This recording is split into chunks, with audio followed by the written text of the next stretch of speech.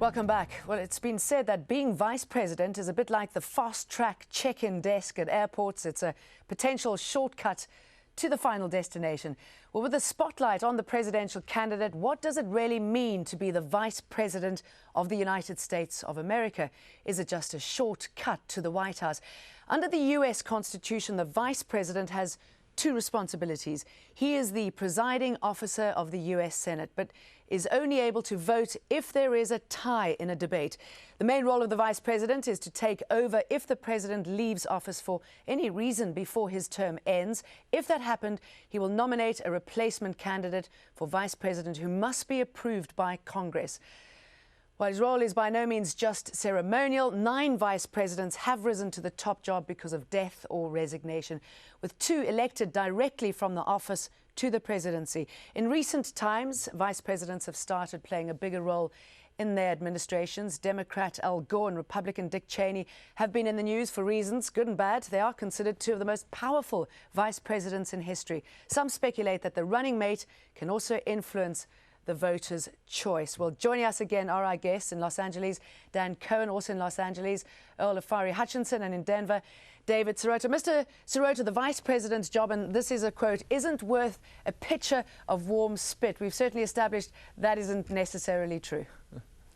That's not exactly true. That's right. Well, I do think it is important to remember that the vice president really isn't necessarily important. I mean, you're right, we have had in the last two presidencies Al Gore and Dick Cheney, but then before that we had Dan Quayle, who was probably the most insignificant vice president ever to serve in that office. So it's a mixed bag. And I do think it is important to remember that amidst all of this hype about who is going to select which vice presidential candidate, that really voters really do go into the booth, the voting booth, and vote for the top of the ticket.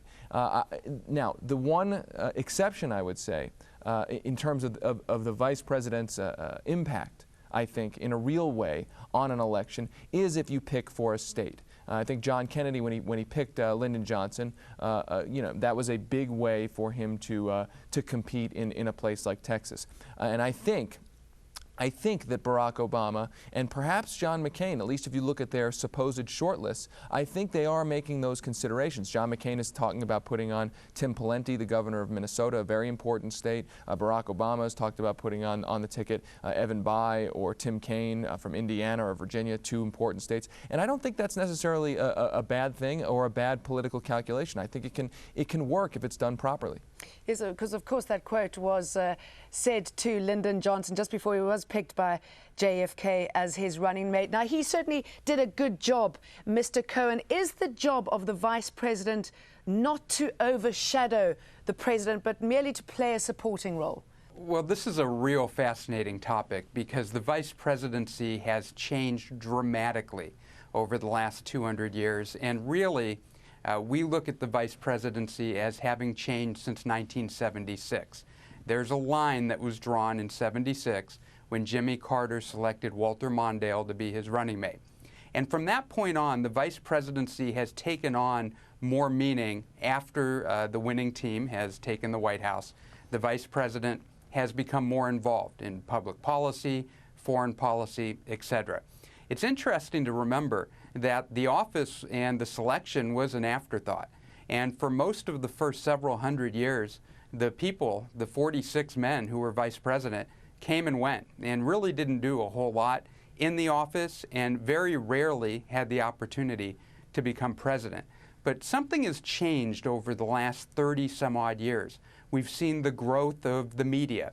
We've seen maybe the world becoming a bit more complicated.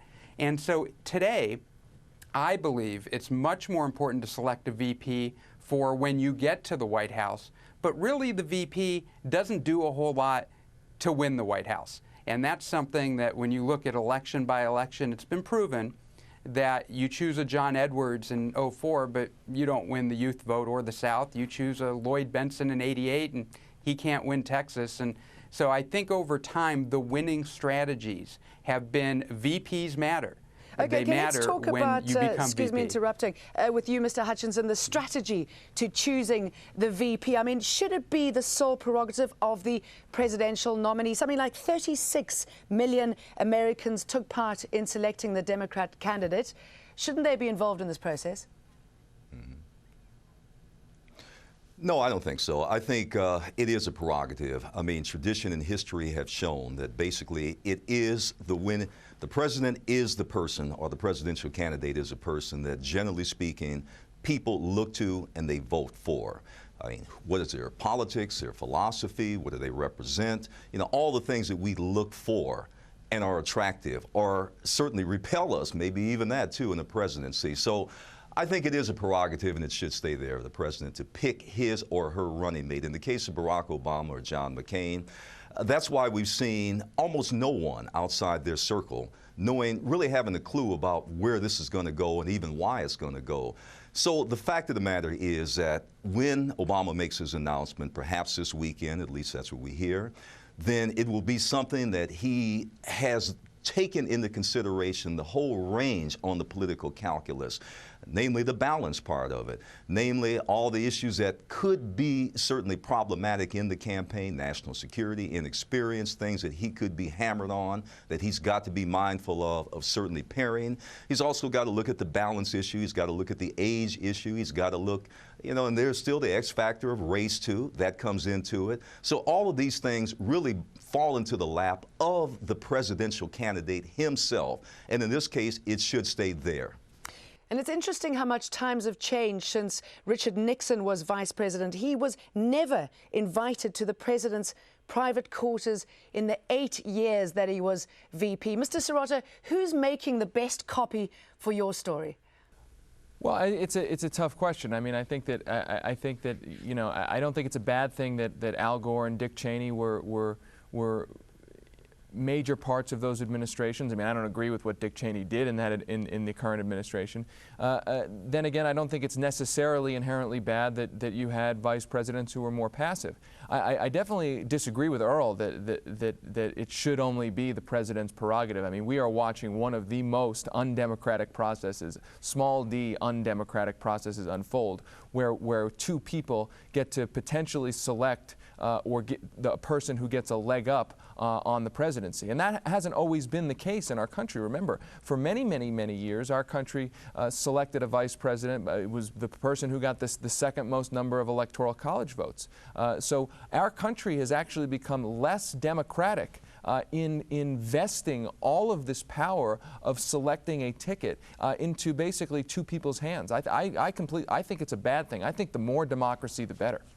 Well, gentlemen, thank you, all three of you, for looking at the attributes that make a good vice president. By the time this program is rerun, we could well know who Obama's vice president is. And of course, as the viewer, thank you very much for joining us on this edition of Inside Story. We welcome your comments and suggestions. Please email them to us at insidestory@aljazeera.net. Goodbye for now.